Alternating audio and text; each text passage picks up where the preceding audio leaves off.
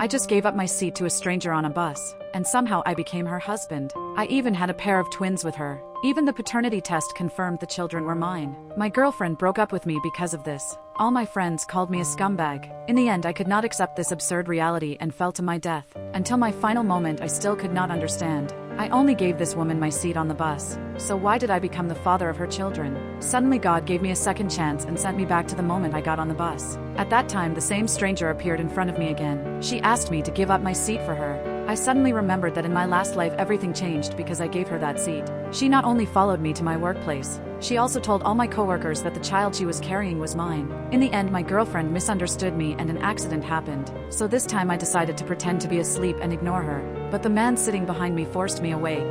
Everyone on the bus scolded me and told me to give my seat to the woman. But I clearly saw there were many empty seats on the bus. Why did she insist on taking my seat? I could only lie and say I had a headache and ask her to sit somewhere else. But the other passengers insulted me again and said I had to give up my seat. I angrily shot back and asked why none of them would give her their seat. The woman had no choice and asked if I could help her walk to a seat in the back. At that moment, I finally realized I could not touch this woman. Suddenly, the bus braked hard and she crashed toward me. Luckily, I blocked her with my backpack. But I remembered that in my last life, just physical contact created a connection, which meant she could simply touch me on purpose. So is there something wrong with this seat? The woman asked again if I could help her move to another seat. But this time, no matter what, I refused to leave my seat. Later, a man on the bus angrily dragged me out of it. The woman immediately smiled and sat down in my seat. In a panic, I could only vomit my breakfast onto the seat. In the end, the woman finally gave up on taking my seat. I thought I had finally escaped the danger, but after she sat down, she stared at me in a creepy way. So I ran off the bus in fear. Even then, she was still staring at me strangely through the window.